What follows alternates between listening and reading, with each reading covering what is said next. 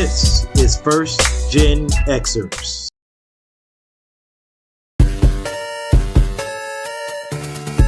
Poetic beats, poetic beats, poetic beats, poetic beats.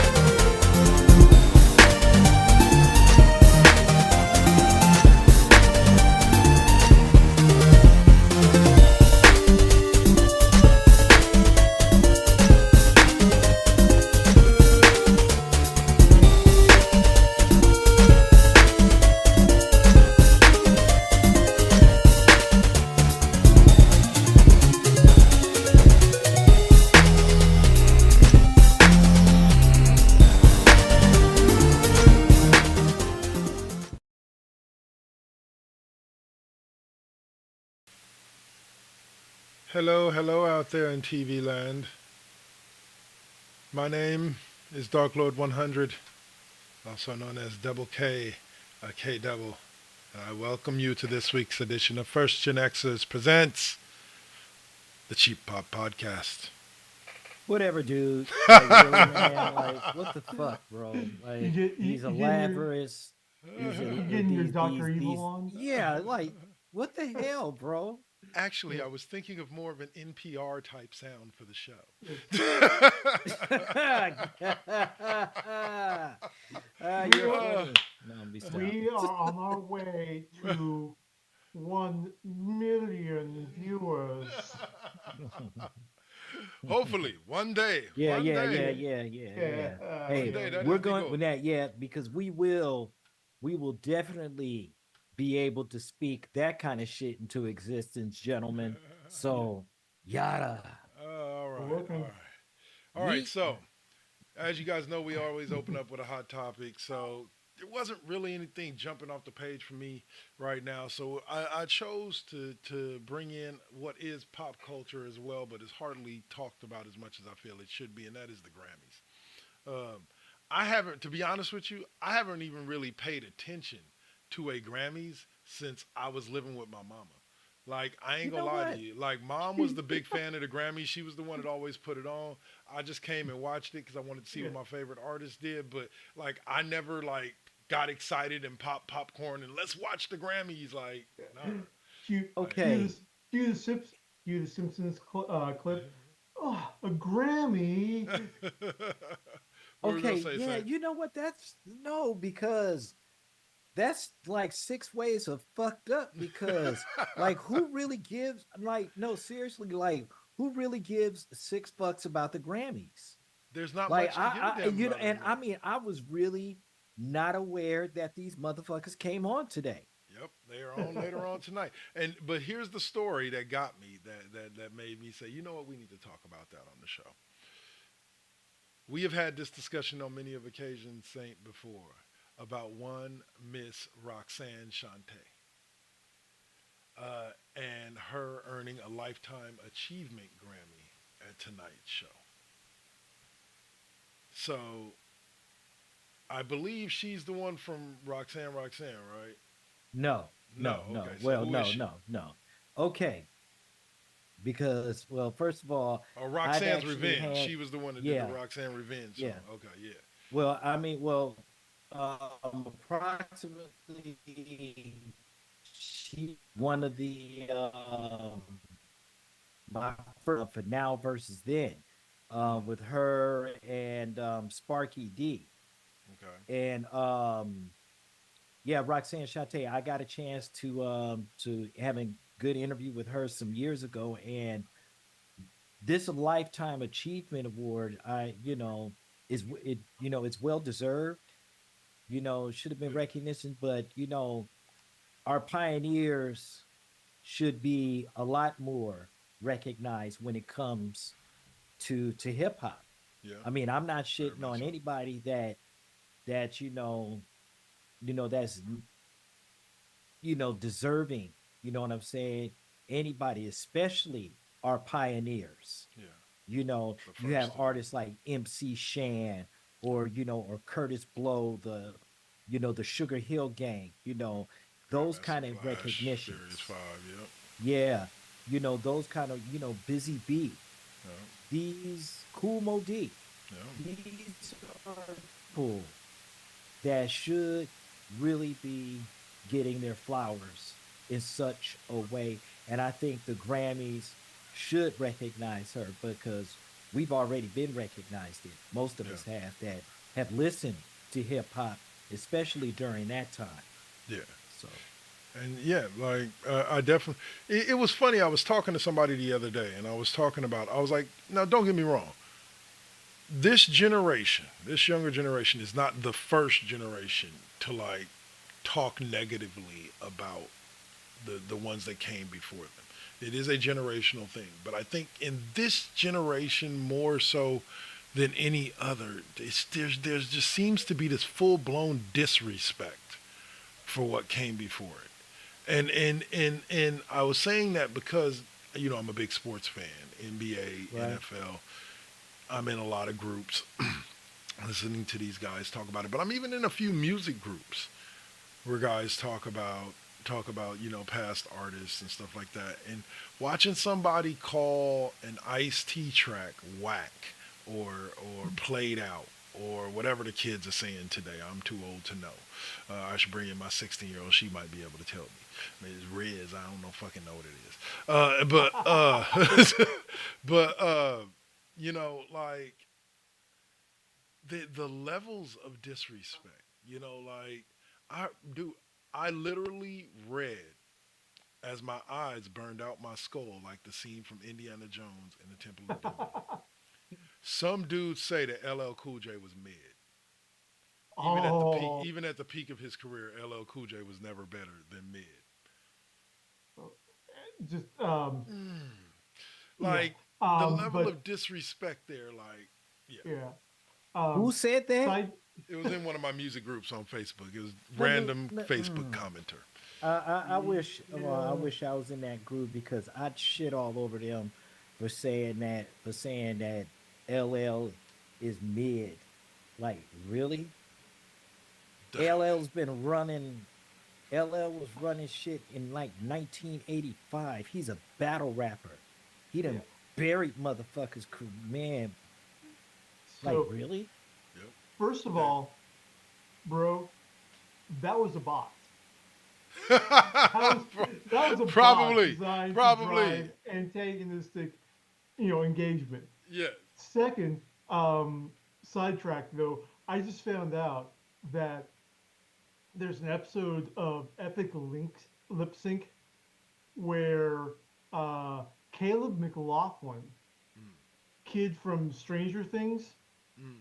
comes out doing LL's "I'm Bad" Ah, in the red Adidas wear. nice, nice.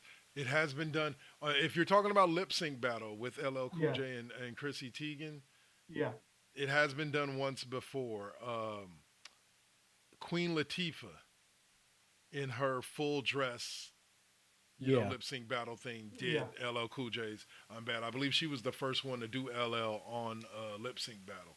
yeah. Um, but yeah, But and like but yeah, still, yeah, that was. like it's like man, look, you got to get. Here's the thing about it. Hmm. There's a period in rap where rap was just better than what it is today. And I'm not talking about across the board, because trust me, I just got done listening like a week and a half or 2 weeks ago, listening to GNX, and there's a lot of songs on there that be slapping. Like there is a lot of good music on that album. But again, I've said this before. I said this about LeBron James. I've said this about other people. The issue isn't them. They're talented. They're great. Yeah, They're great at what they do. The problem for them is that greater came before them. There were greater artists that came before them. And so I don't know, like to in any way say that LL isn't if you don't have to have him as the greatest of all time because I believe that that conversation in itself is subjective to the Yeah, individual yeah, that's speaking about it.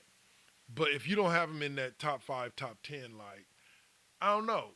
I'm one to believe that your list is your list, and I'm not one to not ever one to bang on anybody else's list. Like your list is your list. If that's what you believe, that's what you believe. I'm not here to change your mind. But I would not understand how you could have a top five list and not have LL Cool J somewhere on I mean, that in itself, that in itself, that's not look, to me, LL is always going to be top five. there. Yeah, Okay. 100%. He's had more accomplishments. He is the first artist to sign to Def Jam. Yeah, Okay. He carried that label for quite a while. long time. So you gotta understand that it's um it's really crazy, yeah. really crazy. For a But period of yeah, 15 years, every yeah, dude I knew wanted every dude I knew at least knew one dude that wanted to be LL Cool J. That wore the Kango, that wore the sport pants, thought he was looking fly all the time, licking his lips, looking like a damn lizard. But you know what I'm saying. But that's just how LL is a part of pop culture because of his influence in what he did and how he crossed over and one of the first black guys to not die in a horror movie. It's Yep. like that's literally like that's literally a thing that he I has. mean, and just I grew up in California Central Valley, Yeah, halfway between Fresno and Bakersfield. yeah. And the only radio play that we got, only radio stations we had back in the 80s was um, predominantly country western or, yeah, or Latino bandera music, with the accordion and El Norte and all that. right. Okay, there was one radio station that played top top pops, top 40. There's only one. That was like literally from Fresno through Bakersfield. There was only Like, see, one radio station that had top 40. And so my only early exposure to rap back in the 80s, I mean, we didn't even get Sugar Hill Gang. Okay. It Yeah, was, that's terrible. yeah, yeah, that is terrible, bro. That's that's it, that's it, it, it was, that's terrible. it was, it was crossovers with, Beach Boys, Fat Boys, Aerosmith, Oh and yeah, Run Oh DMC. my goodness. wipeout, Wipeout, wipeout, Yeah, yeah. wipeout, and fucking walk this way, man. Walk This Way, man. yeah. The That's only, the, bullshit, man. the only solo rap artist that we heard on that radio station was LL. And I'm not just talking about like Mama Said Knock You Out. I'm talking I Need Love. Yeah. Well, Almost all of his m- big charting singles we got to hear. That was LL was my exposure to rap until uh, MC Hammer came along. I'm gonna tell you this. It's always Yeah. funny to me, right? Because I was just talking with somebody earlier, and she said she lived out in the Midwest, right? And they had just, I guess, where she lived. We'll call it BFE for right now, like Yeah. Wisconsin or something like that. She said that where they were, she said she came into town and started living there, and the kids that she knew at school had the Snoop Dogg Doggy Style album, and she's sitting there singing along with every verb, and they're like, how do you know this? And she's like this album's been out a while. They're like, no, we just got it, and it brought the question. It brought to my mind this question: Why? I understand why, like they get music 4 or 5 years late in like Europe compared to with American music. You know what I'm saying? I've never understood why the podunk like small little country town gets music like months and months later than the, and even within California, like he's talking about from Fresno to Bakersfield, like at the same time, other people are listening to what's current. He's listening to stuff from a couple years ago, and I'm like, but you all live in the same state. So why, why? And then, especially in today's age of the internet, there shouldn't be no place or crack in the world that music can't get to Yeah. instantaneously as soon as it comes Yeah, out. actually, yes, This is yes, it Yeah, can. really? yeah. Oh That yeah, impresses me. because no, because you got to remember, if we, in our broadcast, in our broadcast ways, that some of that music gets blocked Yeah, Hmm. in other countries. yeah, true. So, Due to content or whatever like that. Yeah. yeah, and it may not always be agreeable. So yeah, because I've seen it before, and I'm like, oh well, that's your loss. You know what I'm saying? Yeah, Yeah, no shit. yeah. Whatever the I mean, fuck, bro. yeah. Yeah, I mean, Uh, I like don't be giving a literally, fuck, man. literally, we had on Sundays on that pop station, it was Casey Kasem with America's Top 40. Oh my wow, god. wow. Oh So, my I actually god. used to like listening to that. Like that's where oh yeah, I No. because I'm gonna Casey's the man. I'm Casey gonna say will it like always this. be the man. There were plenty of mixtapes that got Hmm. made off of there because I knew them songs that I couldn't catch on other radio stations. Oh, he was gonna play them because they was top 40. So all I had to do was just wait there with my thing hovering over the record button, waiting for Yep. Casey to go. And number nine, and Yeah. like Exactly. No, But my that's uh, but that's how I got like Ice T Colors yeah, in yeah, in there because I was on American Top 40. It wasn't in regular radio rotation where I yeah. was at. That's insane. because look, there were listen, shout out, and you gotta think, and this goes back to the old KMEL, Yeah, okay?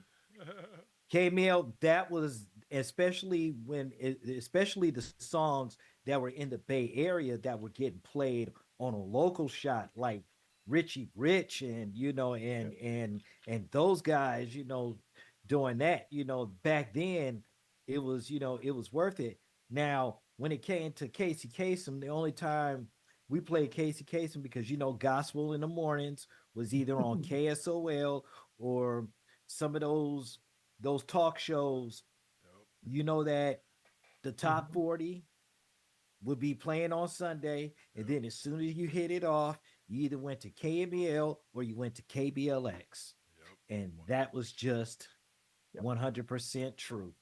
Yep. Yep. All facts. But Bay that's Area, like that's yeah. I want to say. All right, yeah, so I'm gonna end this segment by saying yeah, this. that's Go just ahead, Dave. what it's just Yeah. the cultural divides. Yep. Well, say, I'm gonna end this segment by No, saying that's all I this. was wanting to say. It's just all the cultural divide. It's cultural. Same reason. Mhm. Yeah, no, I'll say, all right, but Go yeah. for it. So I was just Sorry. gonna say, like, yeah, we old. Y'all ain't gotta ask. Tell by the hair. But Yeah. anyway. All right, but now Yeah. we're gonna jump into our favorite. Speak for yourself. Mine is still a beautiful natural blonde. I ain't praying. I'm not even lighting it in here, man. Yeah. I'm just Dave is our pretty boy. Welcome to Pop Culture Corner. What's up, y'all? It's a place where we talk. Hey, what's up, Shajante? We talk everything Marvel, DC, pop culture, all that fun stuff like that. Oh yeah. my goodness. Oh, Okay, what's going on? so Okay, hold on. There we go. Okay, let's stop this. The computer's starting to do on its own, and I don't like that. Come on. There we go. Okay. you heard it here first, folks. The rise of the machines is beginning with Kevin's computer. With my computer, huh? All right, Yeah. so It's let's dive rebelling. No Skynet. in. No First of all, Skynet. let's give a little shout out and moment of silence for John Irwin, voice actor in He-Man and Archie cartoons. Lived a full life to 88 and He passed away recently. he was He-Man and He Prince was Adam. I've got the power. Yeah, I Yeah. was all about that. I'm not Crisscross even. applesauce, like Yeah. right in front of your TV. I'm not even a Master of the Universe fan, and Yeah, it still hits hard I'll be because honest. it's I feel all the friends, man. I'll be honest with y'all. I'm gonna hit y'all with this, right? I am a Masters of the Universe fan. Like I said, crisscross applesauce every week, every day, sitting there waiting for new episodes, watching the stories unfold. Um, I was one of the people that truly enjoyed the Dolph Lundgren He-Man movie. Like I thought it was well done. Like as much as people hate on it because it was kind of campy, No, that shit was, listen. but it was perfect for the time in which it was created. And so like yeah, I'm I was sorry. one who enjoyed That was the straight up Masters of the cheddar Universe. cheese, bro. That was straight up nacho cheese sauce. That Dolph listen. Lundgren, man, my boy played He I Man mean, great. look. Dolph Lundgren was great. Frank He Langella was was great for Frank Langella. You know, he was campy as fuck. Yeah. Meg Foster was Meg Foster. being Evelyn, Just and then of course,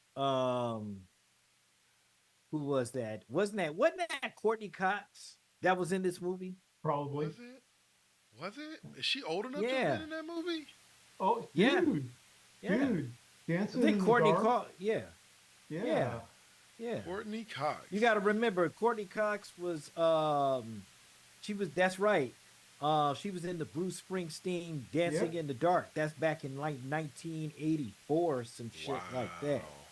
Wow. Mind blown. Mind So blown. you know, Okay, so hold on. 87, Masters of the Universe. Scrolling down, IMDb. is that Courtney Cox? No, hold on. Yes, it was Courtney Yep. Cox.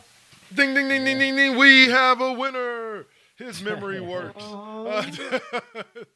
No, it was just No, really. not Like, too long ago. Like I seen it in somewhere in the rotation. yeah. I think it might Yep. have been on Tubi or some shit like that. Yep. Probably all them old movies is on there, or one of the Amazon live TV, what you call it. But You know, I hold on. You know what? It's crazy because these are TV shows like from the 80s, and these are 40, and this it just like it boggles the mind that that shit was 40 years Yep. ago, hmm, and you don't even think to really be like, damn, talk about 40 that's going some by in a that's flash. Yep. yeah, Wow, like Knight dude. Rider. Like Yeah. Yeah. I was looking at this game, the Crew Motor Fest, Uh-huh.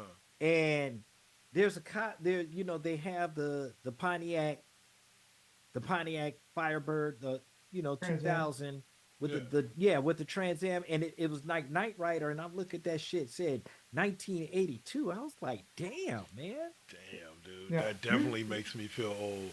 Knight Here's Rider and what's the Airwolf. Fuck both yeah. of you guys. Here's, I'm already, listen, I'm past the midpoint, man. I'm headed towards those Twilight films, bro. here's Get the fuck out of what's here, man. here's what's really gonna blow your mind about Knight Rider. What's that? The voice of Kit Uh, is Mr. Feeney from Boy Meets World. no Yeah. way. William Daniels, yeah. I knew that. He Uh, he was and uncredited for that show. yeah, But yeah, and the if you voice of listen to him, and the voice of Carr, Mm, Peter Cullen, Optimus yeah, Prime, yeah, really? Venger. Yeah. yeah. You So learn he The was voice something of, always here. the voice he from always meant for trucks. yep. He was always meant for trucks. Oh no, that was Goliath. Carr was the opposite Kit, the other Pontiac Trans Oh Am. yeah, that's right. Oh. That's right. See, they're a little bit older than me. I don't remember all of that, but thank you. Thank you. I appreciate that. Uh, Yeah. Shout out to everybody joining us on both YouTube and Twitch today. We appreciate y'all for tapping in. Right. Hopefully, you're enjoying the show. All right, guys. So, this is another pop culture topic, real quick, that I figured y'all might want to get your 2 cents on. The actor who was voice acting for the Friendly Neighborhood Spider Man's Yes. thing worried that the show would be too woke before he took the role. I figured you two gentlemen specifically would have something to say about this, so let us know. Let us know. So, Was the show okay, supposed to be too woke? no, here's the thing. All Okay, right. first of all, okay, so and dude's backpedaling as fast as he can. Okay, but here's the thing. We're talking Spider-Man. Yeah. Okay, this is it's the same type of comment that is like, well, when did the X-Men get woke? When did Star Trek get woke? Have you been paying attention?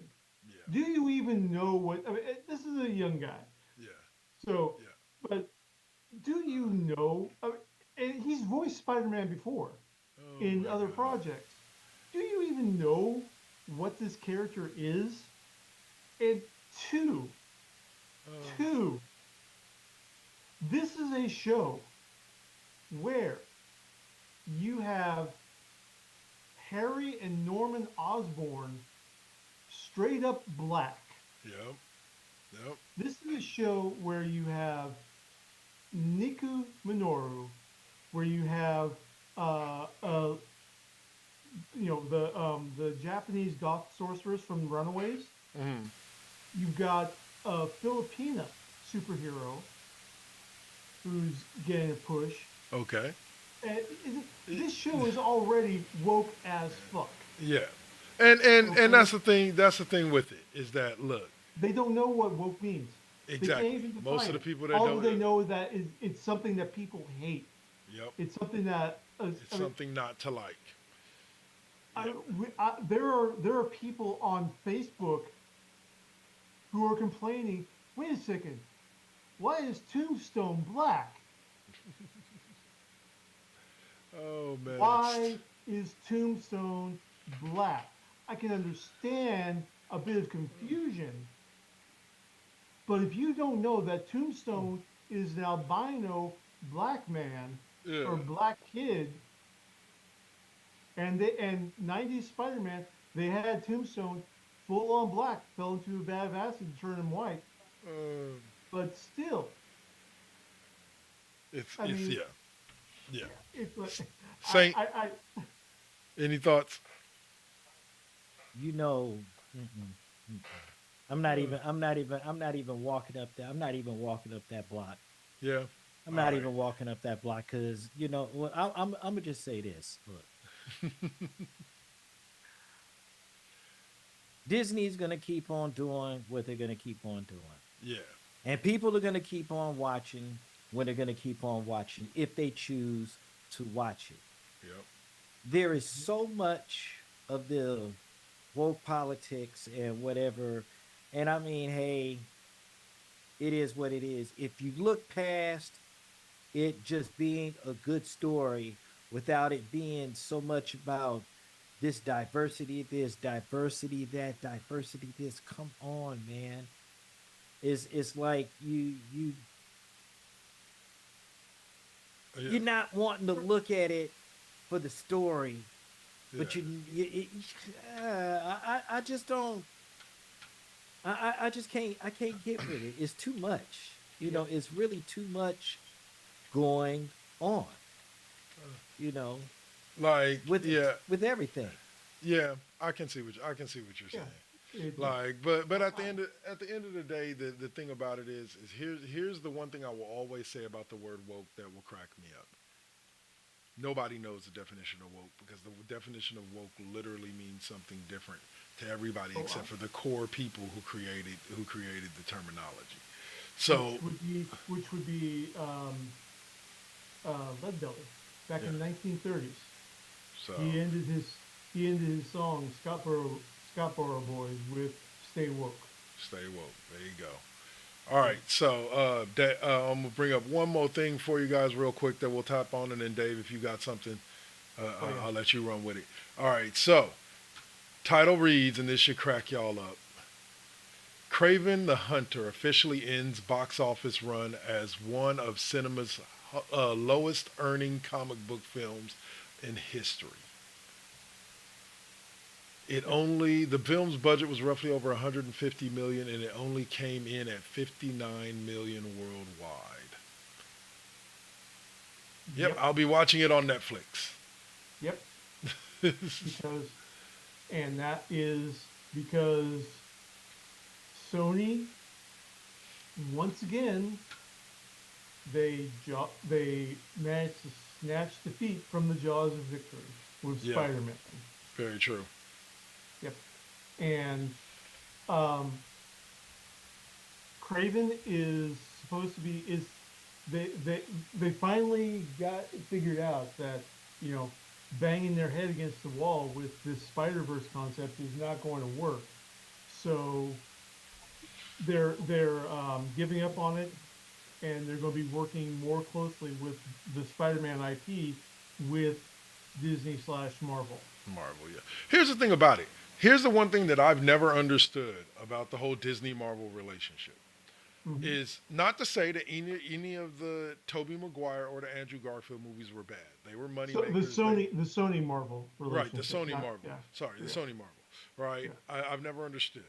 If I'm Sony and I own the rights to Spider-Man, and Marvel comes along and goes, look, we really want to buy him back from you. And I'm like, nope, nope, nope, nope, nope, not going to happen. Too much money in there. And Marvel goes, okay, well then how about this? How about you lend us the IP and we'll basically pay you off the results of the movies that we create, Mhm. blah, blah, blah, blah. And Sony goes, okay, cool. Makes like $1 billion off the first Spider-Man movie with Tom Holland. Like in merch sales, so on and so forth. And then Sony goes, no, no, we want to now do Spider-Man again. Dude, they just showed you exactly how much money they can make you if you just give the IP to them and let them do what they do.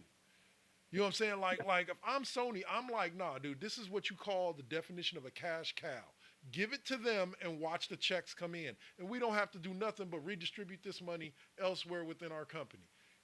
Let it, And yeah, it's Sony's eternal Achilles heel. yep, They are entirely focused with maintaining control of everything within house. yeah, Okay, it's why Betamax, which was the technically superior format, yeah, lost to VHS because Sony didn't want to release Betamax production to, shall we say, more adult filmmakers. yeah. It's why UMD never caught on because UMDs Thank you. they were great. Shout out to Pop Punk. Go on there. Yeah, they were great, but they did not want to lose manufacturing control of UMDs. Yep, yep, It's Sony keeps shooting themselves in the foot by trying to keep everything proprietary in house. They want every last penny, and it costs them billions. yep. Because like I said, the Spider-Man movies alone, I know, made them And, so much money. To, again, and just yeah, hand it to them and and stand back and get out the way. and more importantly, Sony has the entire Spider-Man IP, not just Spider-Man and the villains. Okay, we're talking Promise. ancillary characters. Yeah, We're talking Black Cat. We're talking Silver Sable. We're Craven. talking all these other characters that tie in with Spider. Now, Yep. let Go me on, let Sam. me let me quickly interrupt you real quick. Now, Yeah, Morbius sucked. exactly. Yeah. Madam Web, What's up, Bishop? I couldn't even watch that movie 10 minutes. Yep. Sucked. See, Yep. Okay, it went reviews to like that are why I Netflix. haven't seen the movie because, like, I'm scared. I'm Exactly. scared to be Yeah. that Okay. disappointed. Craven the Hunter, like, come on, Aaron John, man, come on, bro, Yeah.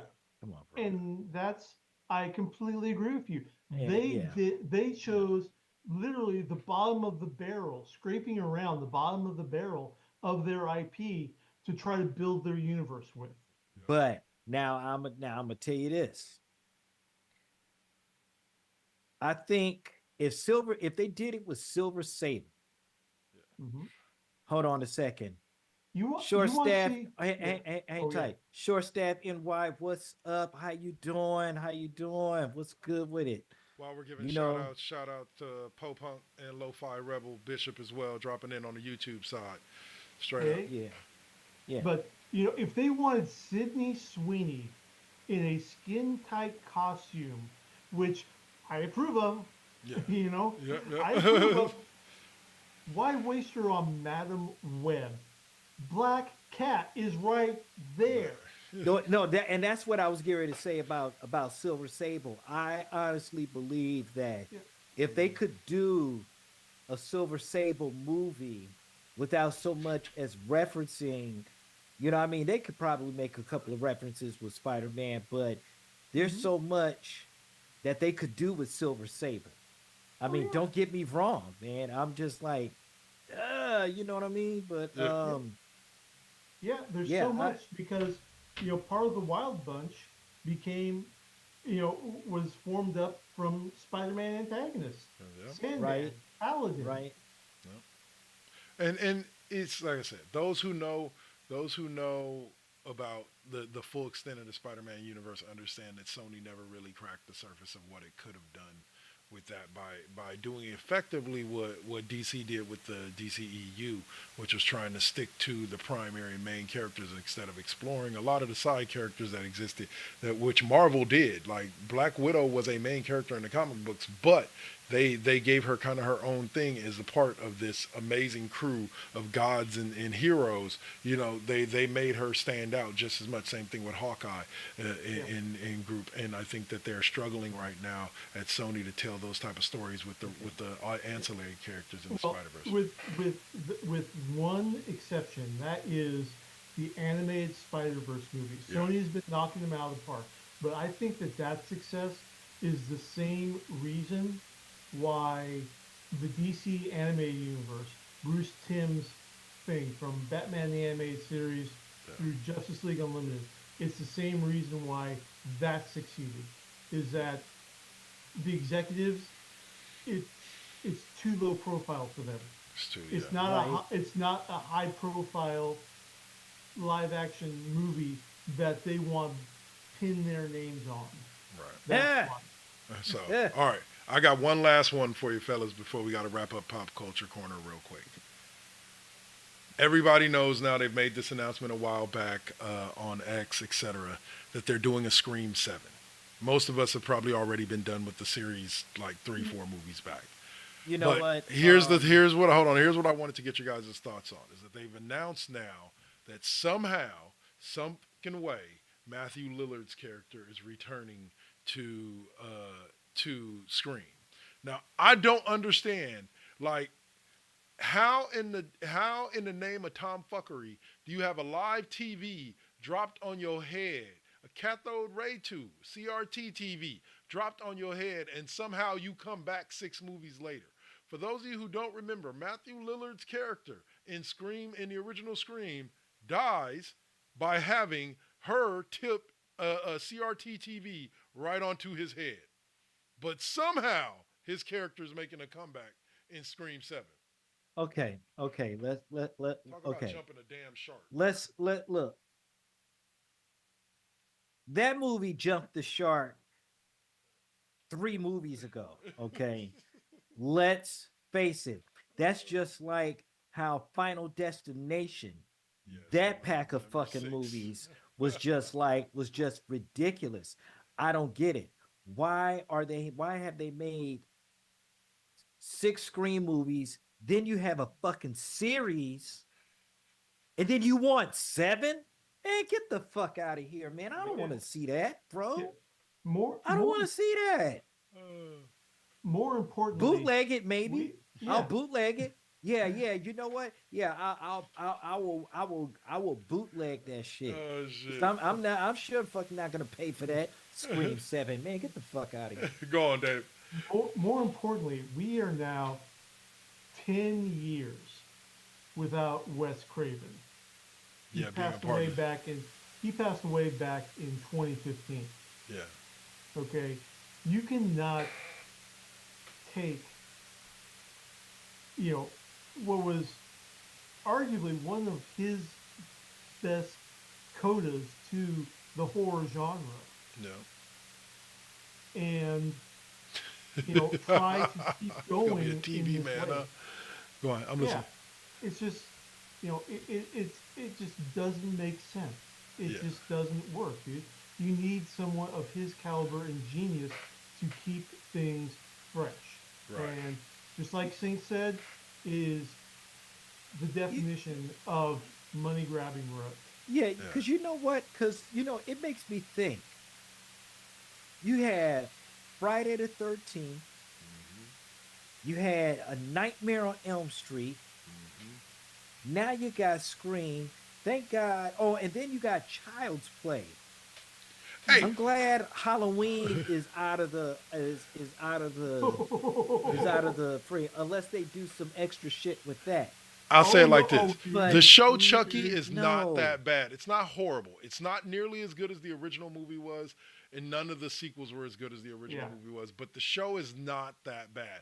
They have jumped the shark like shit. They didn't jump the shark, went under the water, went under the shark, and then came back and jumped the shark again a few times in the series. But they've managed to work in like homages to pretty much all of the Child's Play movies throughout the different seasons. It's been all right. Dude, that's like jumping the and- shark with Suits. And love Halloween. that And LA Suits, and LA Suits is coming. Yeah, I Yeah, know. oh, yeah. I'm out. Yep. Stephen Stephen Amell. I'm all Amell. for it. Yep. But Halloween, they're up to like 7 now themselves in terms of sequels. Jamie Lee Curtis can only run for so long. She's Yes, old now. exactly.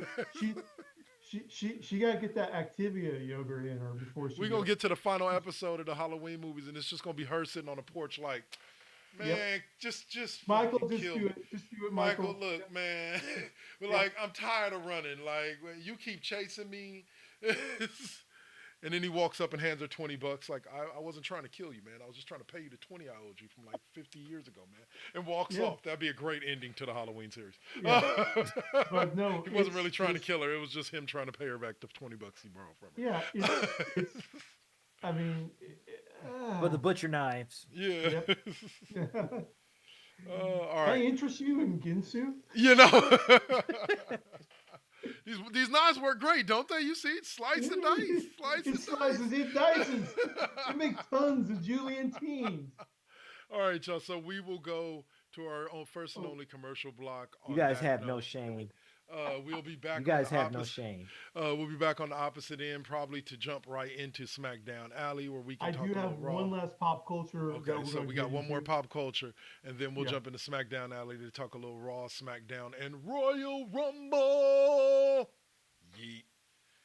This is the Cheap Pop Podcast right here on First GenXers Radio Network. Or not Radio Network, First GenXers Twitch Jesus channel Christ. and Get it YouTube. right, man. Hey, man. Hey, I work on all three, okay? So I get You're confused fucking up the sometimes. church money, bro. Okay. All right, y'all. So we'll see you after the break.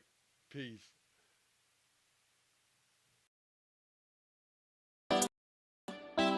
You got to keep it.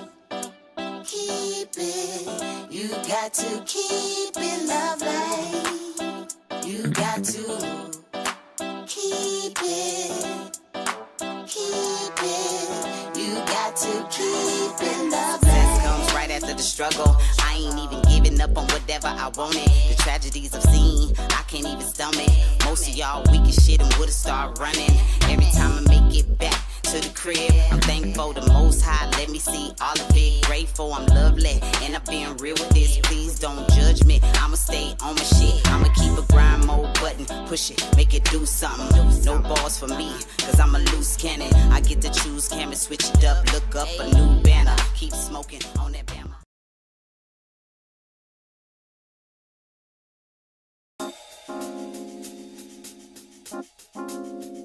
We back at it. Yep, we still doing it. Poetic beats. Poetic beats. First GenXers. Gia. Let's get it, y'all. Come on. We back in the building. It's been a long time cooking in the soup kitchen. And I'm chilling with the same. Dropping these beats, won't stop, nope, I can't. Let me get up in the lab, turn it up. Game on with the first GenXers. What's up? Let's flip on the switch or the Xbox and get up in my zone, I'm clowning. Let me clear my throat for a minute.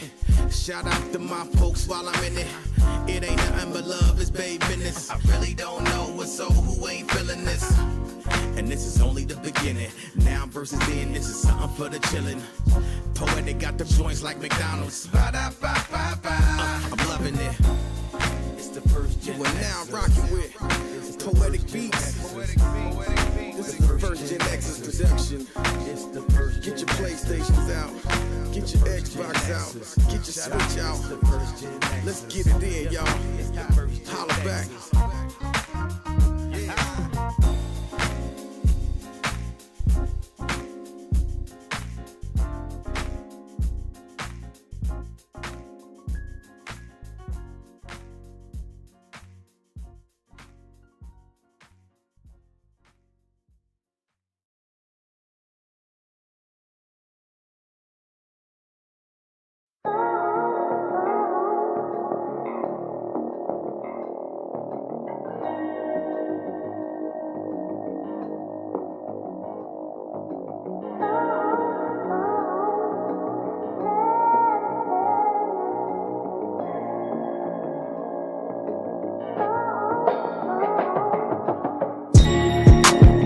They say that beauty is in the eye of the beholder. But the definition of beauty is distorted. Yeah. Come on. Searching for yourself, so insecure about the way you look, so you go to Miami. You can't find the love within yourself.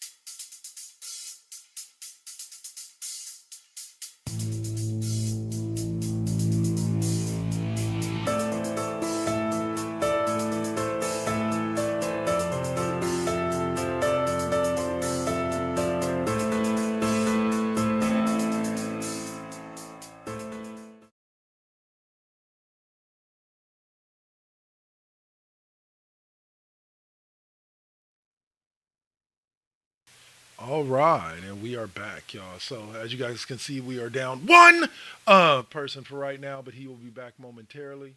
Uh, we are going to jump into Dave. You We're have a going, subject for us? yeah, we're going to do the Royal Rumble count. 2 minutes before, 2 minutes. There he before the is. next. There he is. There he is. Didn't even have to y'all. wait the 2 minutes.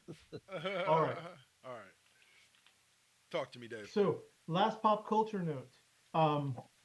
Marvel Comics is giving the Eternal Queen, Storm, a massive, massive push and a massive upgrade. She got her own title back in October, regularly scheduled. They are transitioning her into a cosmic power level character where she's going to become the Eternal Storm, just like Hulk became the Immortal Hulk, etc., etc.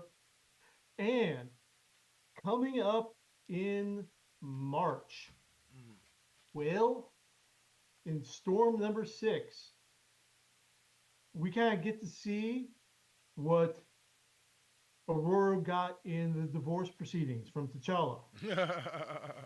Because in number 6, she, she is getting a full set. She is debuting a full set of vibranium armor Wow.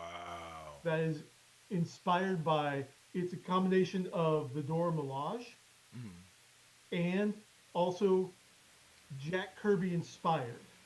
Like we're Nice. talking full on, you know, Hard or not hard, but Asgardian. yeah. It looks dope. Yeah, I saw yeah, the picture. Asgardian angled headdress. Yeah, in there, Okay. plus a spear, and yeah, she looks like she is no longer playing. Yeah. Nice. Well, Storm wasn't playing in the first So place. yeah, I'll still say, I will No. say this. My favorite look for her, please tell me you've seen all of the What If, bro, season 3 now. oh yeah, Not you, Saint. You've seen it, right? Yeah. Okay, I'm just checking because the last time I talked about it, you No, unfortunately you hadn't seen it at that time. no. I had But already. I had watched it right after that. yeah, oh, I'll say, but the Goddess of Thunder is still my Yes. favorite look for her. That was and amazing.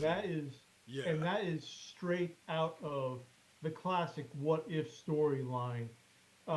What if the X-Men stayed in Asgard? Because, and even in the comics, she has filled in for Thor as the Asgardian thunder deity Nice. from time to time.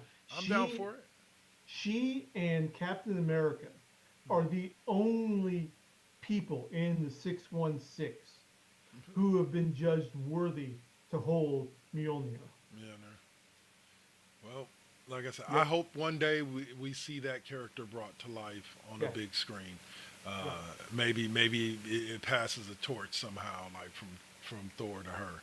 I don't Yeah. know. I don't know. We will be having pictures of Storm's new. I'm sorry. What's the hip term for clothing? New drip.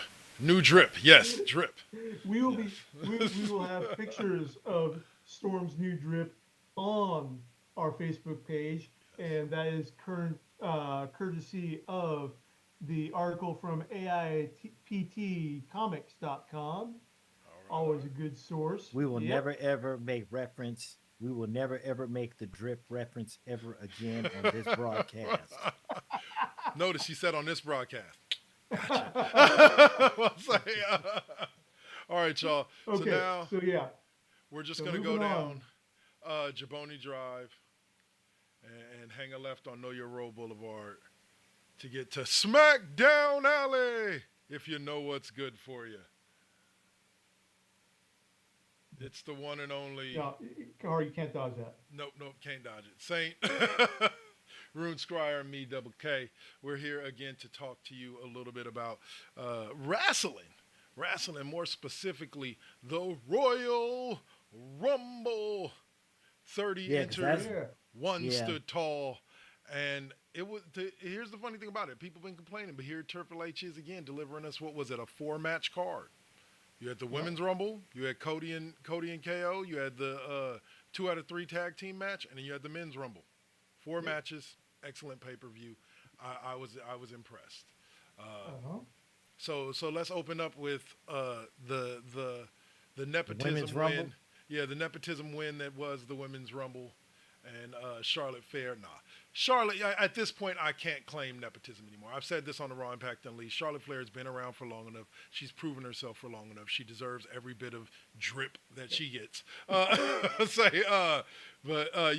She deserves every push that she gets. She is definitely one that I feel deserves this. I don't know about just coming off an injury, but it immediately puts her in a key position. I think there are other people who they could have given that spot to, but I'll take Charlotte there. What are your thoughts on Charlotte winning the Women's Rumble? Let's sync those.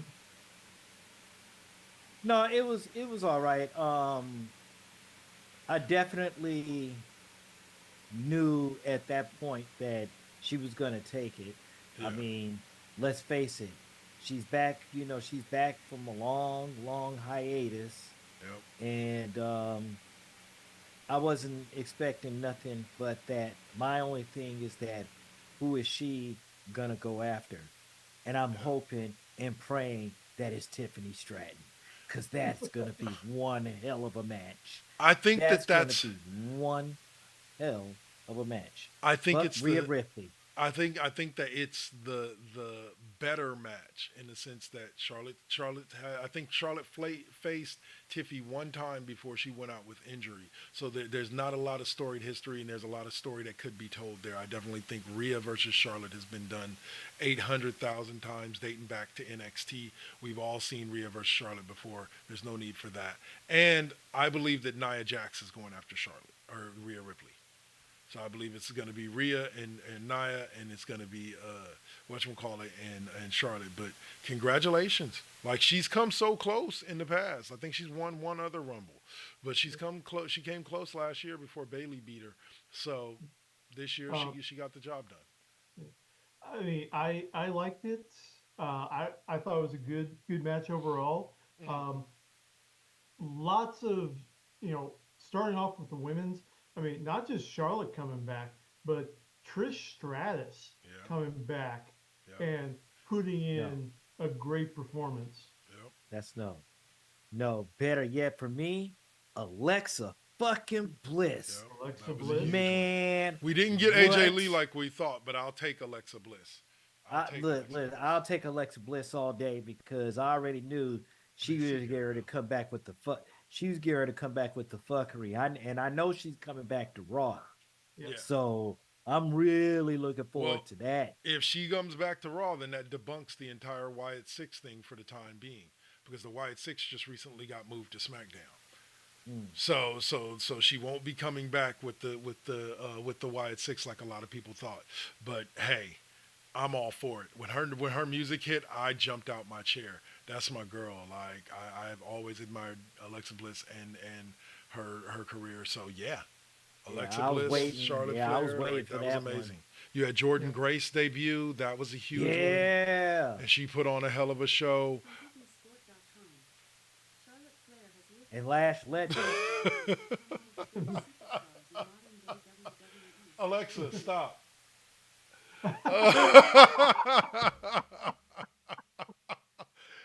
They're always listening. Y'all got to know that. They're always listening. Anyway, Yeah. Lash but Legend too. yeah, Lash Legend made her debut. I think Yeah. she's got a lot of potential. Like the battles between her and Jade Cargill or her and Bianca Belair are going to be off the hook. And who Yeah. was the other girl that the other girl with the attitude with the braids? I can't think of her name. She's from NXT. Oh, BFAB. No, not No, B no, no. Fab. B Fab was in there though, but the light skinned girl with the braids. Oh God, I can't remember her name. But yeah, she debuted, and I was like, all right, Yeah. my girl We got got thrown. What's up? we got who was it from the Chilean girl? Zelina Vega. Well, no, Zelina Vega. But then they also had the one that came out with the demon horns. Are you talking about Lyra Valkyria? Yeah. No, No, no, not no, no. not That Lyra was from. Valkyria. She's from NXT. Oh, okay. Yeah. I don't know who you're talking about at this Yeah. Yeah, But I know who you're talking about, Dave. Yeah. Obviously, they made a great impact on us. point. all these new faces made a great impact. But Sorry, I was focused on Lyra Valkyria. That's my girl yeah, right there. same Like, here. That's my girl. You know, Uh, I'm glad that she had a good showing for what she Yeah. had. Um, Yep. uh, Maxine Dupree had a hell of a little spot there. She got knocked out. Maxine Dupree, yes. Yeah. Okay, so Yeah. before Yeah. we move on to the next That was nice. Yeah. match, I But did want to ask you guys about one thing. There's been a lot of people complaining, and some cheering the new presentation. I personally enjoyed the new presentation of the Royal Rumble with the little ticker down at the bottom and always show who Yeah. the next entrance was, how many people were still in the Mhm. ring, how many people had been eliminated. Yeah. It gave you a little ticker of how long each person had been What in the peop- ring. and the Chiron of who's remaining in there and what order they came in. Exactly. So like I enjoyed it. I thought it gave more of a sports feel. This is one of the most Yeah. sports like feels for the Royal Rumble that I've seen in a long time. Because the bottom line is when you're watching a Royal Rumble in general, there's a lot of information that you're processing.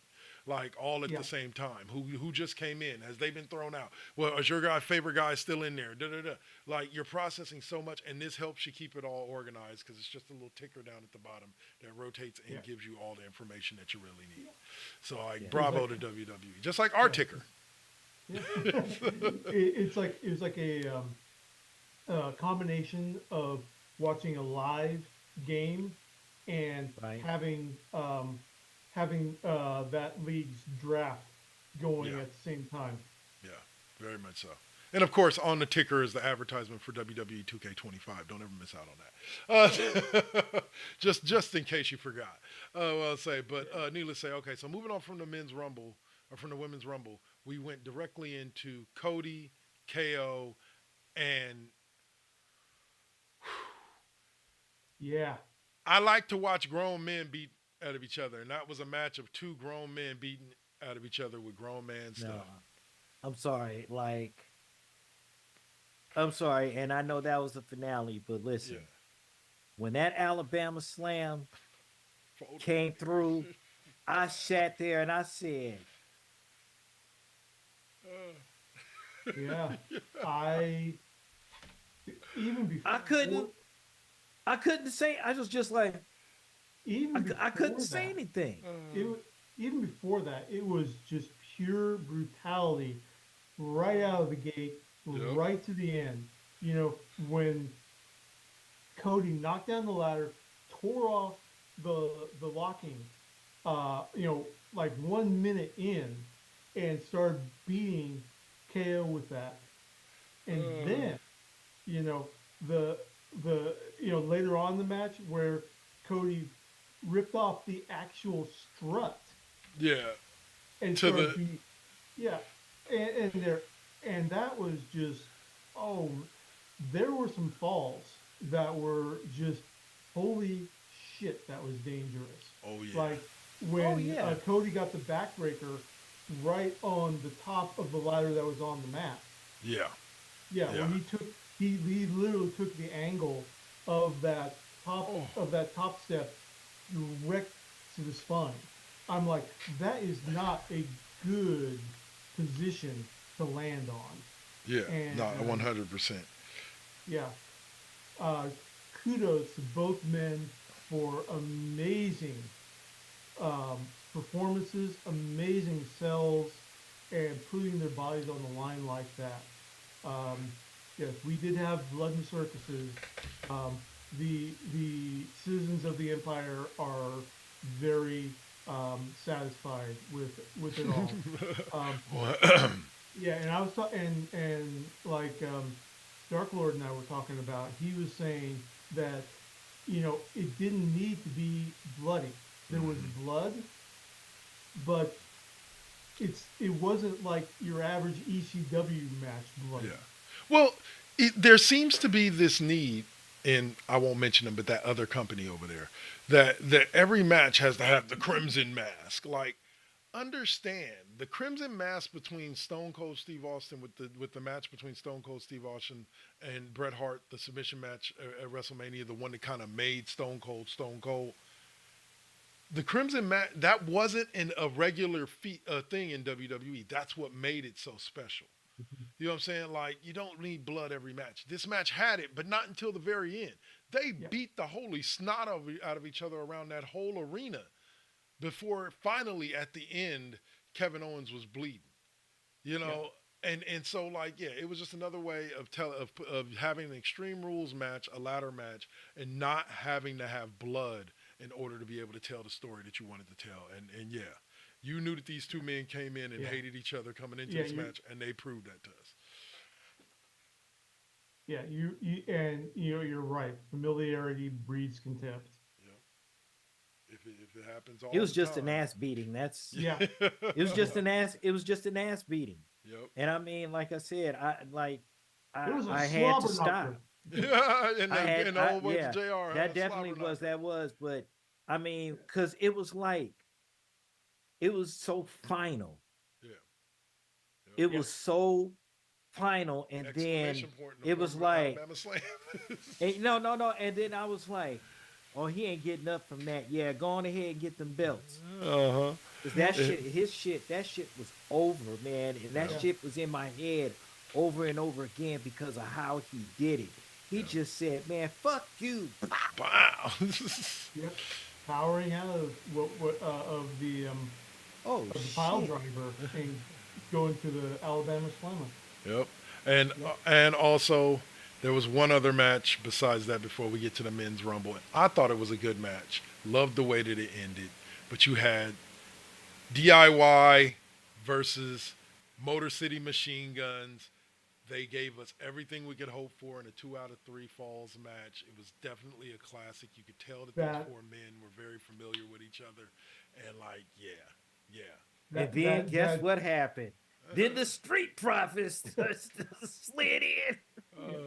that first fall with the fake Yeah. tag, Oh, that was slick as hell. yep. Oh 100%. man, I, that I, was I can tell you this.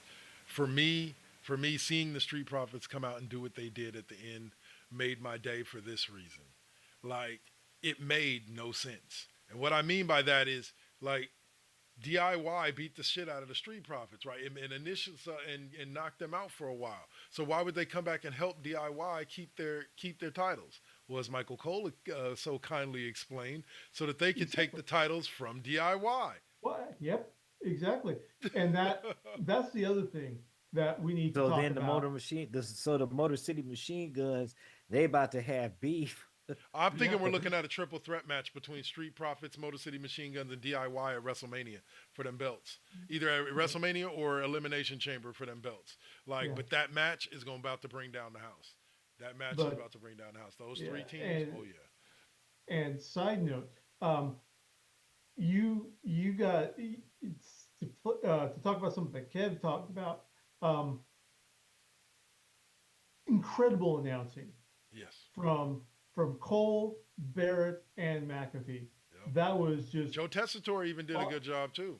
yeah, that was just spot on, fantastic ringside announcing Yep. in there. And I like Just, the fact that they went with that they used both teams.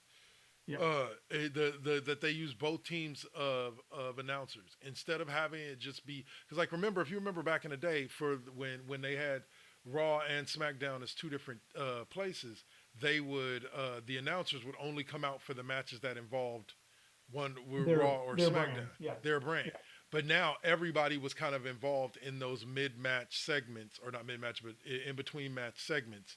Yeah. Like all 4 announcers were involved, and they would interact with each other. I thought that was a really good idea. Thought that was yeah, very well done. Yeah.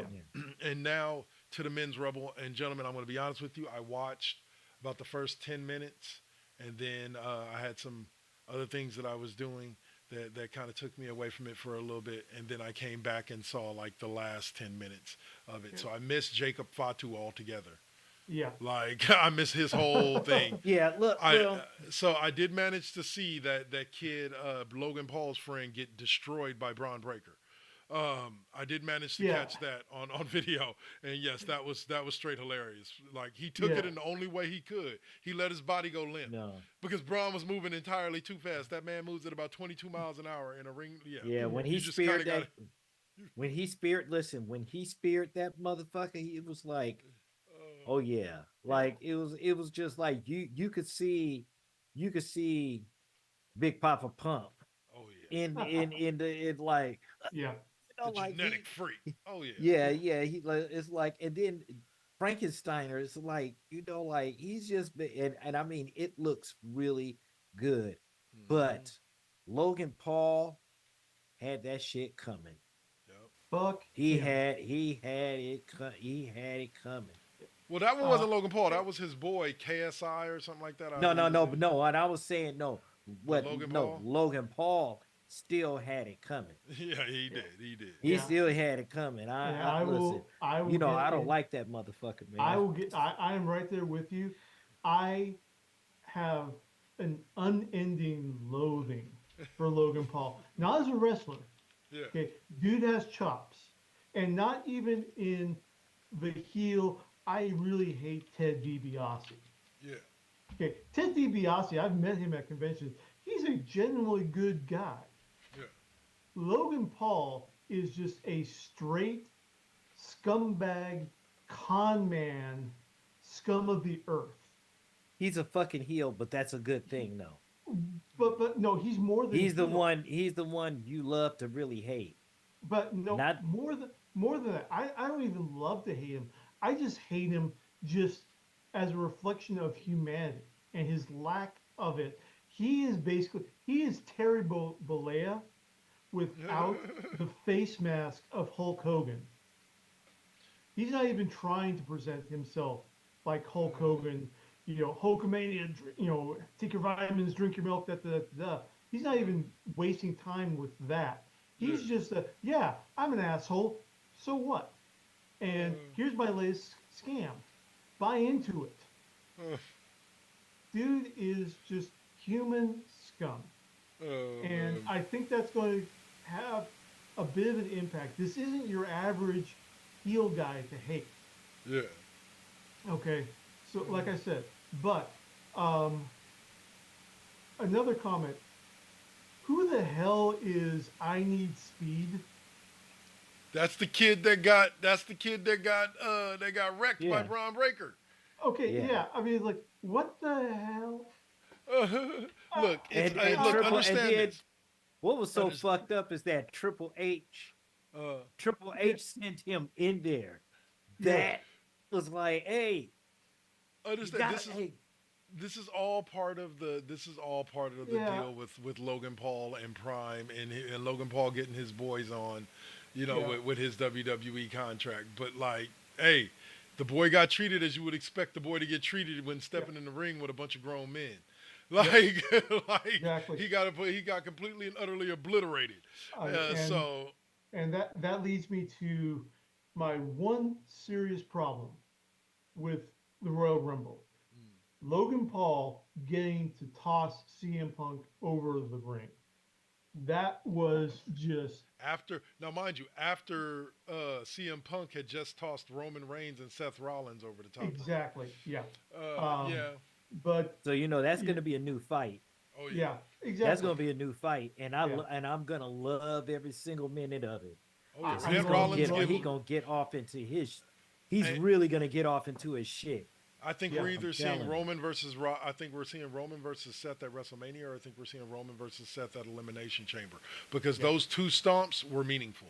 Oh yeah, Before he absolutely. left ringside, Uh, they were meaningful. yeah, One, he just and- kind of slid down the side of his face, like, but Yeah. but go on. And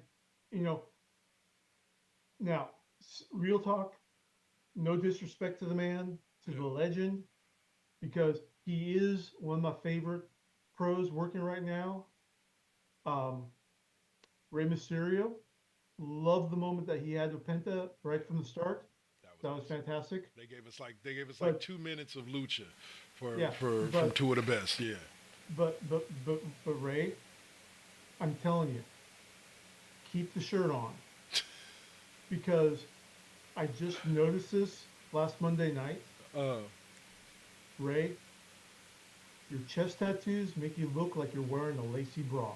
I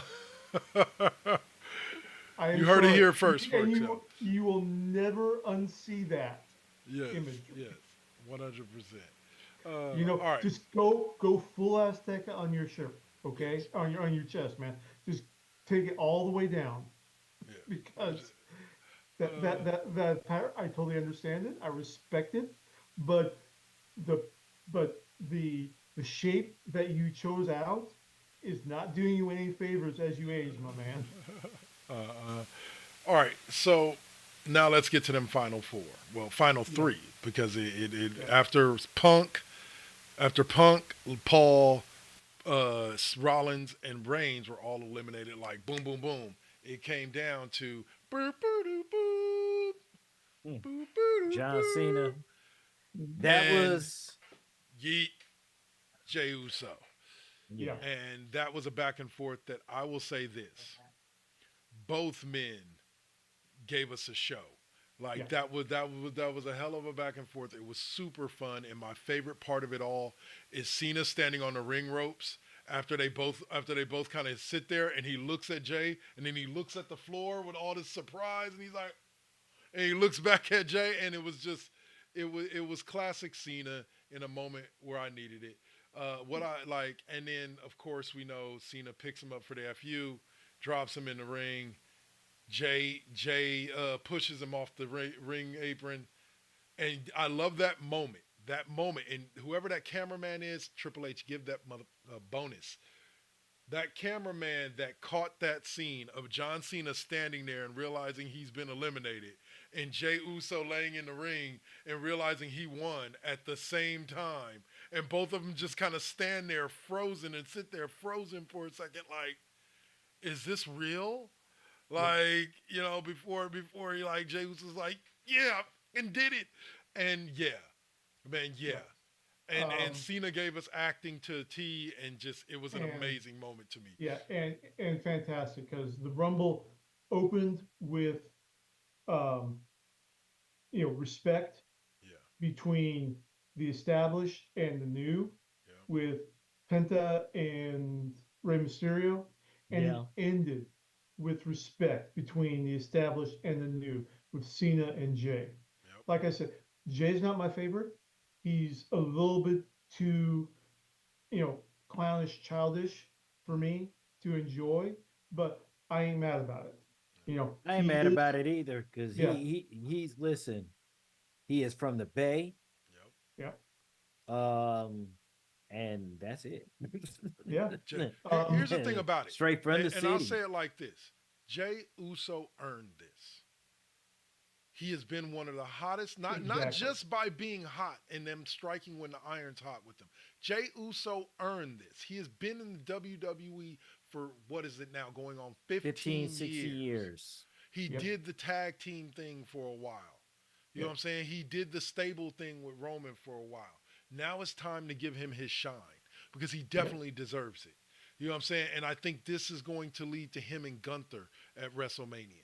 By the way, but it's just, it was funny, because I said this to Rune Squire off air before we came on. I said, look, you think about the names of the people that were eliminated: Roman Reigns, Seth Rollins, CM Punk, and John Cena. Mhm. None of them need a Royal Rumble win to be in the main event at WrestleMania.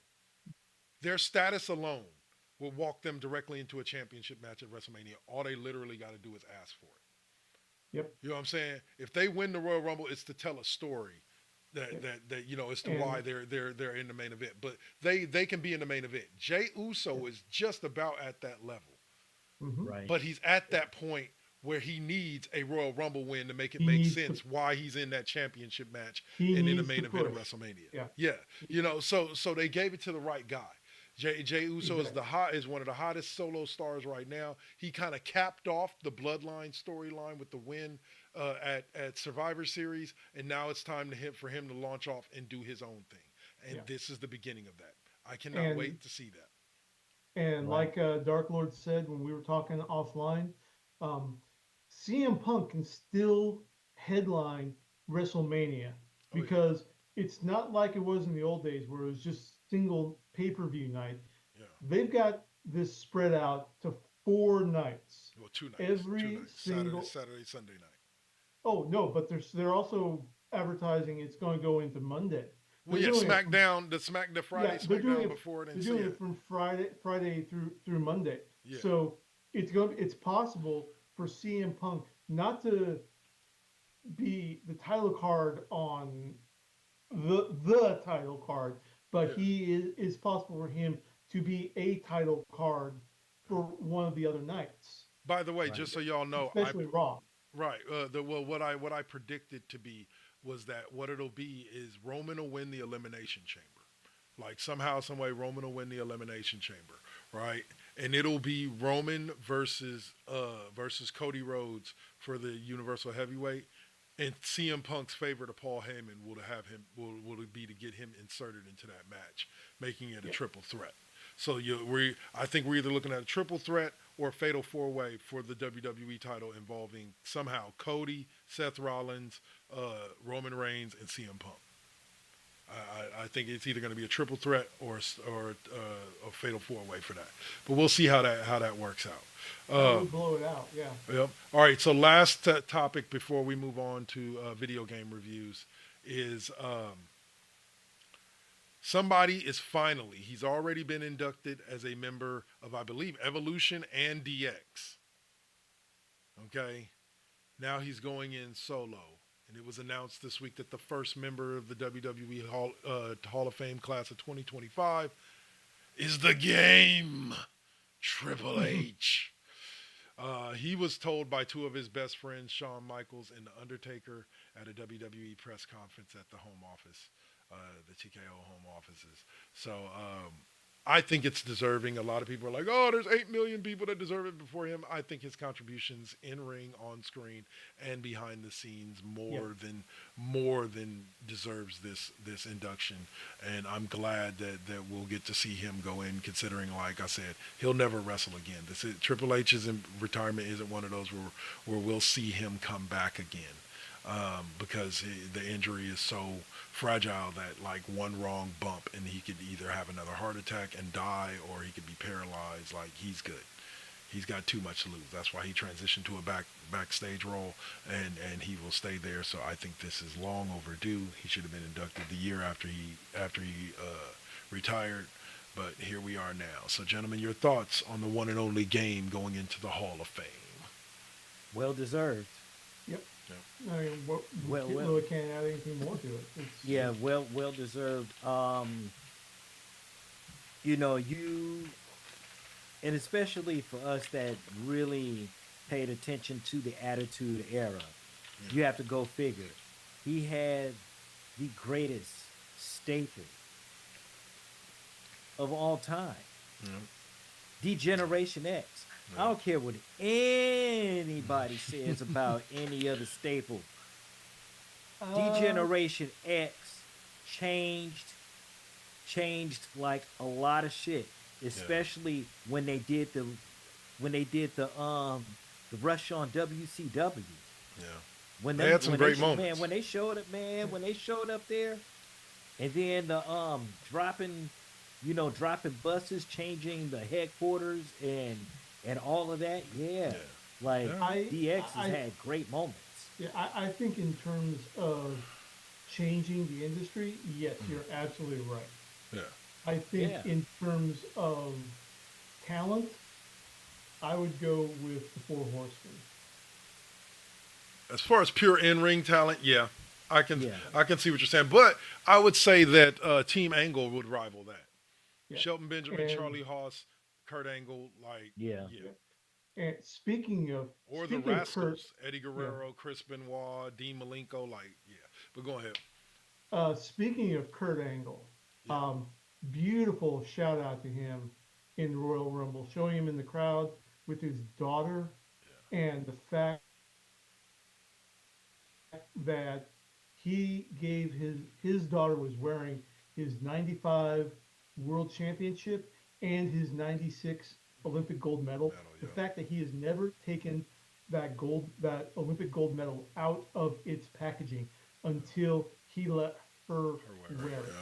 I mean, that's meaningful. Bravo to Kurt. And she's going to continue on the tradition. She's what they said, she was like 6 or 8 years old, and she's already wrestling. She's already wrestling. Yep. So she's which means we'll see her in the WWE in about 20 years. If not, sooner than that. I know. 15 or so, but she's gonna be head for mainlining. There you go. That's what she wants to keep going. So next generation. All right, gentlemen. So that'll bring a close to wrestling talk for the day, and now we can jump over to where is it? Come on, there it is. Saint's favorite thing. I'm gonna show you why.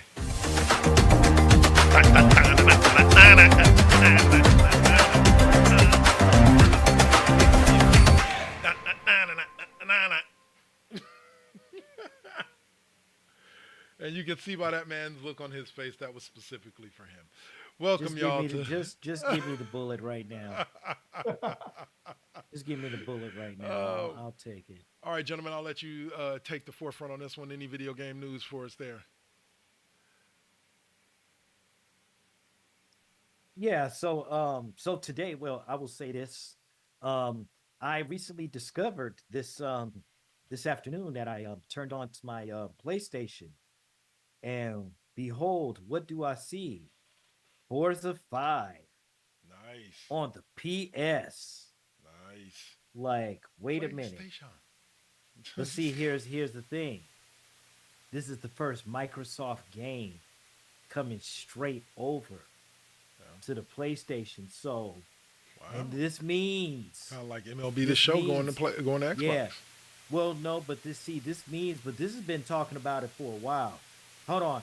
Hey, B Moore, what's up? What's up, B Moore? Thanks for watching. You. Squad up. Anyway, basically, this is the first. You're talking about Forza. We've already been talking about Gears of War. Yeah. We've already been talking about Halo possibly pushing over to the PS5. So, we've been talking about this for quite a while, but Yep. I'm not as surprised. But yeah, I'm kind of like, I didn't think it was just gonna happen right there, sitting up there in my menu. You know, that's definitely something. Oh, and then of course, as we talk about with WWE, listen, take my money, please, because listen. 2K25. 2K25, that bloodline, that bloodline edition, that means that is some of the greatest Samoan wrestlers. If we get High Chief Peter Maivia, man, listen, I'll take, and because that's The Rock's grandfather. Yes. Then Which, by the way, The got Rock Soul is now Man. the new High Chief of the NOI family. He was just deemed that a while ago. But go on ahead. But then too, you got so possibly with Soul Man Rocky Johnson. Yep. Like that's along. You got Umaga. Yeah. It's gonna be some great ones. I Yeah, know. Like I said, I know I'm pre-ordering it. I've already got that money slotted away in my budget to pre-order WWE. And I don't normally pre-order games, but that one, I'm gonna be pre-ordering that bitch. Yeah, that one, and the last one is Split Fiction. Okay. Split Fiction. This is the next game after A Way Out and after It Takes Two. This is the third game in which it is straight up co-op play only. However, if you get a copy of the game, you can download the demo and two people can come together but playing the same game. And this is going to be a science fiction and a fantasy type of game. So yeah, I'm really looking forward to getting into this. And that's pretty much about it. She said she missed the name of it. What was the name of the last game you talked about? It's called Split Fiction. Split Fiction. All right. Split Fiction. Dave, you got something for us, brother? Okay, yeah, I got a lot of news. So, starting off, there is a GameCube, Nintendo GameCube, going up to auction for $100,000. Holy.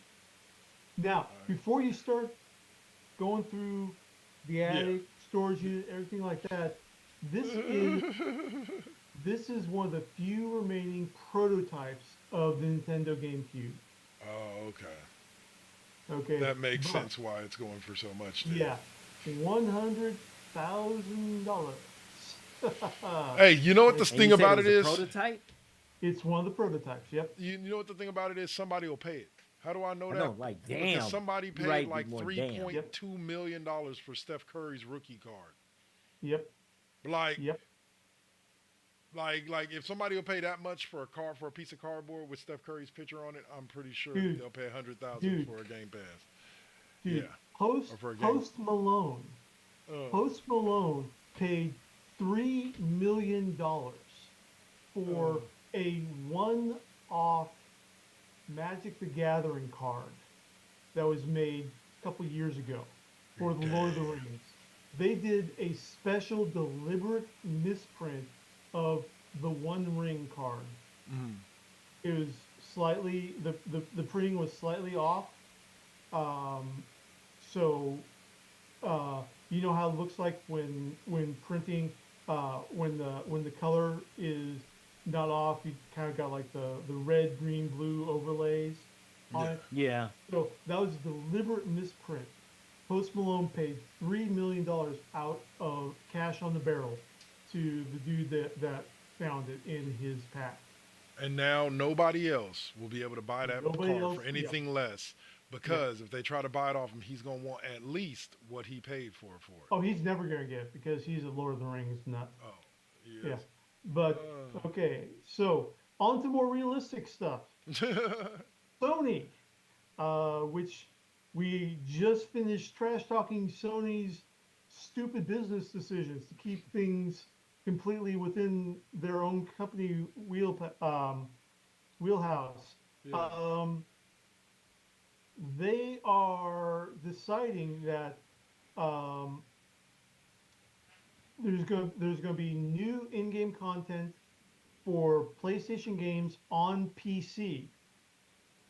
Okay. So if you are getting Spider-Man 2, Horizon Zero Dawn Remastered, Last of Us Part 2 Remastered, God of War Ragnarok, on your console through Steam, you are getting new content playing if you play with a PlayStation Network account. So it's not totally in-house free, but it's a start. It's a You start. know? Okay. It Okay. is a start. Oh yeah. Yeah. Well, there I don't think there's going to be any DLC for Spider-Man 2, from what I've been told. Yeah. No, no, this is not DLC. This is new content, like new skins and such. Oh, Okay. Yeah. no, I don't care about any of that. I'd Yeah. rather have DLC. Okay. All right. And final thing coming to us from Ars Technica is that the Video Game History Foundation has opened up digital access to an archive of 1,500 game magazines, Wow. Like- 30,000 historical files. Wow. Okay. So, like, are we talking about games, or are we talking about, like, when we say game magazines, are we talking Both, like Nintendo Power? like Nintendo Power, like Game Pro. Oh, okay. Nice. Nice. Yep. I remember Nintendo Power. I used to be a Nintendo Powers, and I was Let a me Game s- Informer subscriber too. Yep. Damn. So let's see. For What do years, we I have? re-upped my shit multiple times. At one point, I had Yeah. 2 subscriptions. And they turned that shit, and they actually they still do the Game Informer, but it's all digital now. It's all digital Yeah. now. So They send it to you in let's- email, huh? Yeah. And So- who wants to read that? Yeah, so let's go. 3DO Club News, Electronic Gaming Retail News, Electronic Gaming Monthly, Okay. Game Developer Magazine, Game Informer. That's just on the title page. That's just a few of them. Game Fan, Game Pro. Yeah, that's just Yeah, on the first page. Game Pro. I don't know. Game Pro was like the B, the B game, the B, Right. the B side of shit. Yeah. For me, it was always EGM, Electronic Gaming Monthly. Yep. It was because there was enough material in there that will last you the following 30 days. Yep. And then you knew at school Man, look, you seen the latest issue, man? Yeah, come on up here, man. We Yep. over here. Oh And man, that guy. Hey, Yeah, it's how so I made yeah. my decision whether or not I was gonna buy Madden, like each yep. year. Like when I was going through when I was old enough to buy it every year myself. Like I'd look on EGM and I'd look in Game Informer and I'd look at the reviews and what they said was the good stuff and the bad stuff, and that would help me decide whether or not I was gonna buy the game. Yep. Shoot, And yeah, they got fall 86 for EGM, fall 86 to fall of 2015. wow, there's Damn. a lot Yeah. of good game reviews in there, man. There's a lot of good game reviews. Uh-huh. Yeah, Somebody the should start a only YouTube channel of somebody just reading every one of yeah, them. yeah, the only thing that I'm going to take a look at it real quick because I want to see my uh, game magazine back in the day. Hold on, I'm taking a look at the archive right now.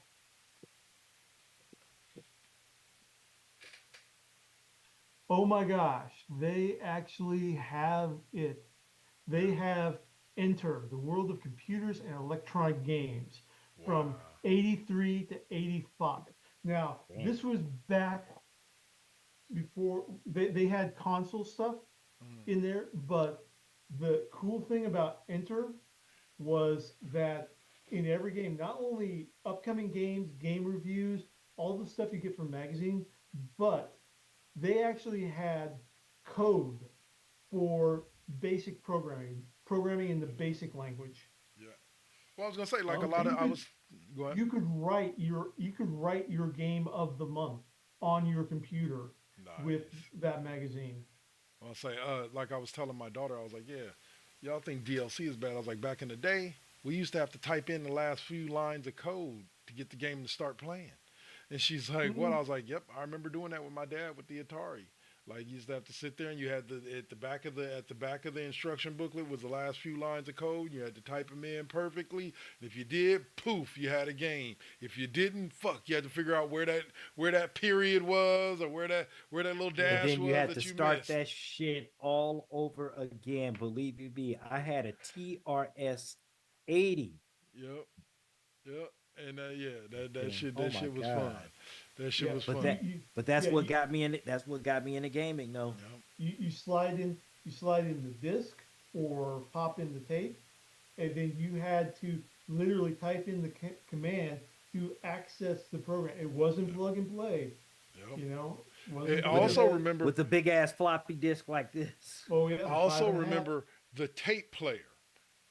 Like the thing that Yeah. looked like a little tape player, and then you put the tape in and press it down, and you had to press the little buttons on the keyboard to get it to activate the game on the tape. And people be like, that's a music tape. You can't play video games on that." Watch It this. literally, yeah, it literally is the same thing as Yep.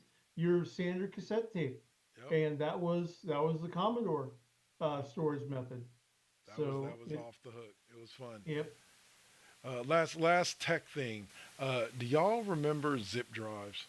Like hell yes. Absolutely. I I live by remember zip drives, dude. I won one of those ones when you remember when they had the zip disc, like the thick Oh disc yeah, that you could buy. Like I have. I won one of those at work with like two zip drives, like with 5 gigabytes a piece on it, and I was like, Mhm. yeah, oh, so much space. Yep.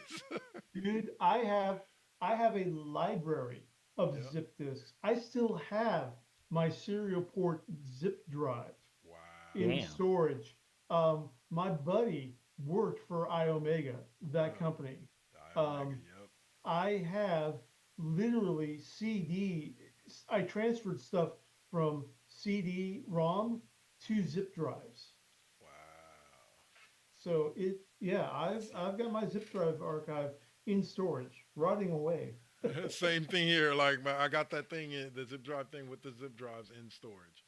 So Yeah. all right, fellas, we're gonna wind it down there, and All we're right. gonna do Saint's other favorite segment of the show because of me. It's And me. that It's and that me. It's BDP. bang. Anyway, where Well, I can got I issues. find you next? the time of the show where we tell y'all where else y'all can find us outside of this wonderful show right here. First of all, I'd like to start out where can we find you next by just giving a shout out to everybody who joined us today, from B More to, and thank you Sajante as usual for moderating for us, and on the YouTube side, Lo-Fi Rebel, Pop Punk. Big round of applause to all of y'all for joining us, Bishop. Y'all, thank you guys for tapping in and joining to the conversation.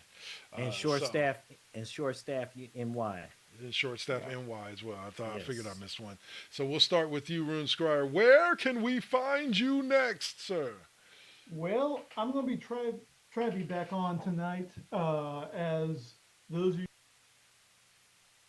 I 15 minutes of PlayStation streaming last night. I was having some problem with the microphone on my headset, and it was not speaking with my PS5, and I don't know why. I did all the steps, so you know, I figured that just watching me play without commentary, that's not exactly an enjoyable time for my viewer.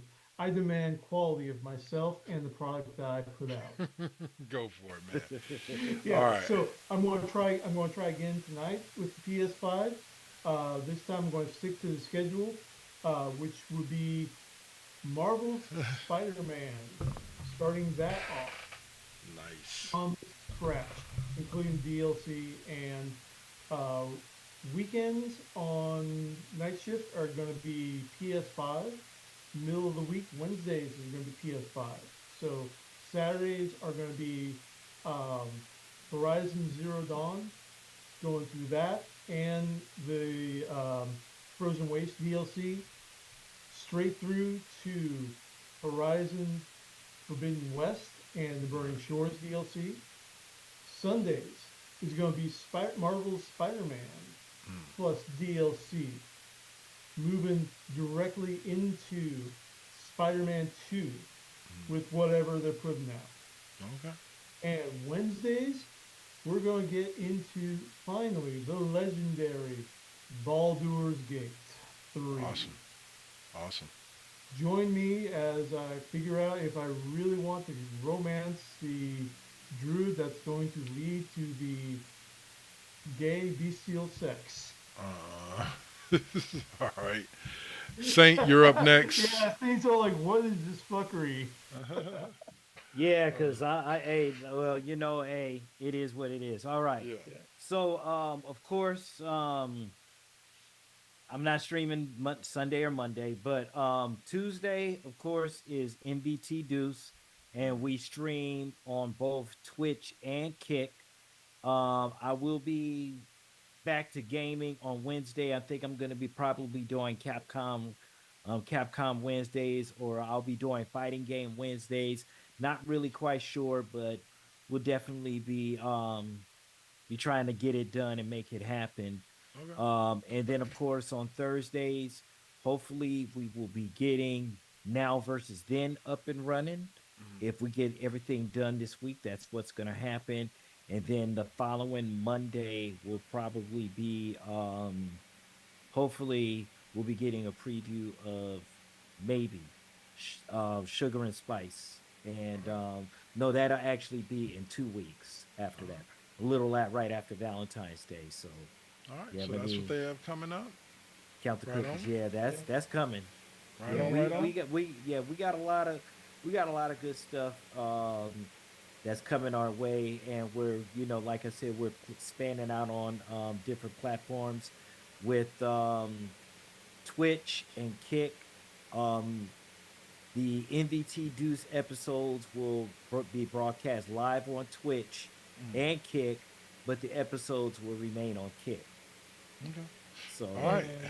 Okay, and just as a further note for night shift, Mondays and Fridays are going to be my Xbox nights. I'm still going to be doing Starfield till I get through the current Unity. yeah, because I don't know what the fuck that was this morning, sir. That was, man, that shit was crazy. Like, But, I really have to get into that game. That's going to be Fridays. Mondays, though, or actually, no, that's going to be Monday. Friday, is going to be Xbox, Indiana Jones, and the Great Circle. Awesome. Awesome. All Since right. that is on Game Pass. There you go. Yeah. There you go. So got new information for y'all there. It's on Game Pass, bet. and he's going to be playing it on Monday. All right, y'all. So now it's down to me. You can catch me in about 2 hours on the Classroom with the one and only O'Malley. As she has confirmed, and we'll be talking NFC AFC Championship game. We'll be talking Super Bowl. We'll be talking big trade in the NBA today, and we'll be also talking. She'll be giving us her final thoughts on the national championship game between Ohio State and Notre Dame. You can also catch me the next time video gaming tomorrow night for Football Mondays with College Football 25 and Madden 25. Where I'll be playing. I'm actually going to be bringing up my Road to Glory player to the pros this week. So I'm gonna play my game throughout the day tomorrow and get him done. But what were you gonna say, Dave?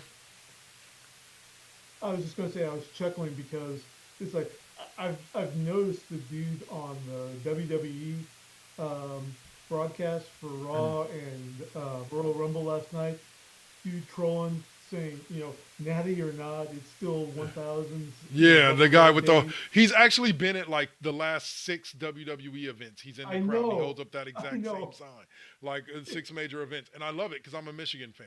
So like, it's beautiful seeing that every time I see it. Like, yeah, national championship or not, you still ain't beat us in like 4 years, dude. But anyway, okay. All right, so that's going to wrap it up for us for this week. To all of you, again, that tuned in on YouTube, that tuned in on Twitch, we appreciate the love. We appreciate the shout-outs. Tell your friends about us. They can come watch us and get a laugh. And we will see you guys next week. I believe on the Twitch side, Saint is going to be rolling us out. And on YouTube, we'll be back live at 6 o'clock with the countdown. Oh, yeah, that's right. Peace. I am doing that, huh? Let me go ahead and get that up and running. Jeez, man. I almost forgot about all of that. Let's see. So give me a second here. Let me know when we're good to go. Okay.